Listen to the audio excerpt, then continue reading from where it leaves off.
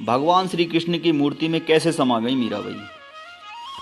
पौराणिक कथा के अनुसार बचपन से ही मीराबाई के मन में कृष्ण की ऐसी छवि बसी थी कि किशोरावस्था से लेकर मृत्यु तक उन्होंने कृष्ण को ही अपना सब कुछ माना।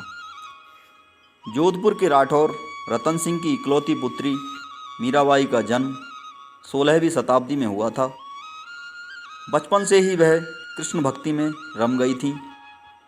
मीराबाई के बचपन में हुई एक घटना की वजह से उनका कृष्ण प्रेम अपनी चरम अवस्था तक पहुंच गया।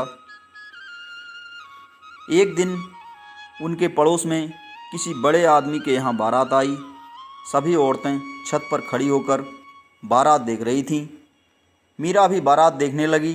बारात को देख मीरा ने अपनी माता से पूछा कि मेरा दूल्हा कौन है। इस पर उनकी माता ने कृष्ण की मूर्ति की ओर इशारा करके कह दिया कि यही तुम्हारा दूल्हा है। बस यही बात मीराबाई के बाल मन में एक गांठ की तरह बन गई।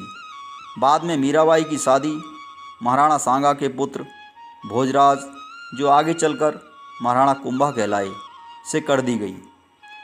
इस शादी के लिए पहले तो मीराबाई ने मना कर दिया, लेकिन जोर देने पर वह फूट फूट कर रोने लगी। शादी के बाद विदाई के समय में कृष्ण की वही मूर्ति अपने साथ ले गईं जिसे उनकी माता ने उनका दूल्हा बताया था। ससुराल में अपने घरेलू कामकाज से निपटने के बाद मीरा रोज़ कृष्ण के मंदिर चली जाती और कृष्ण की पूजा करती। उनके ससुराल वाले तुलजा भवानी यानी दुर्गा को कुलदेवी मानते थे। जब मीरा ने कुलदेवी की पूजा करने से इनकार कर दिया तो परिवार वालों ने उनकी श्रद्धा भक्ति को मंजूरी नहीं दी। मीराबाई की ननद उदाबाई ने उन्हें बदनाम करने के लिए उनके खिलाफ एक साजिश रची।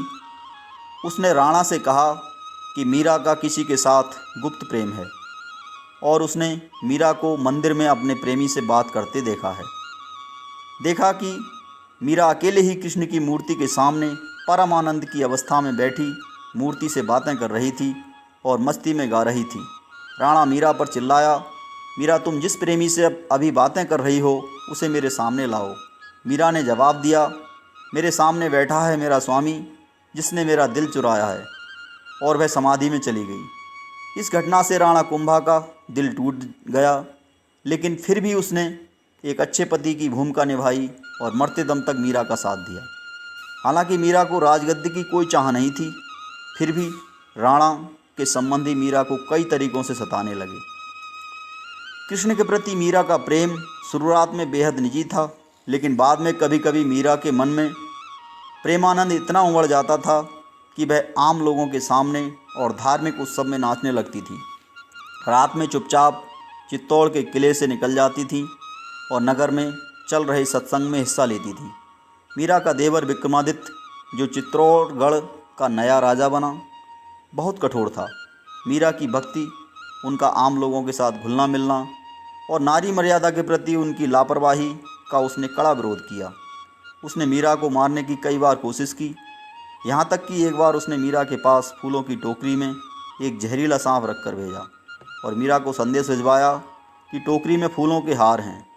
ध्यान से उठने के बाद जब मीरा ने टोकरी खोली तो उसमें से फूलों के हार के स्थान पर कृष्ण की एक सुंदर मूर्ति निकली। राणा का तैयार किया हुआ कांटों का बिस्तर भी मीरा के लिए फूलों का सेज बन गया।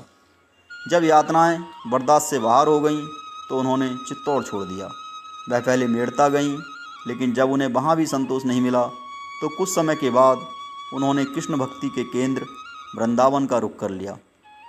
मीरा मानती थीं कि वह गोपी ललिता ही हैं जिन्होंने फिर से जन्म लिया है। ललिता कृष्ण के प्रेम में दीवानी थीं। मीरा ने अपनी तीर्थ यात्रा जारी रखी। वे एक गांव से दूसरे गांव नाचती गाती पूरे उत्तर भारत में घूमती रहीं।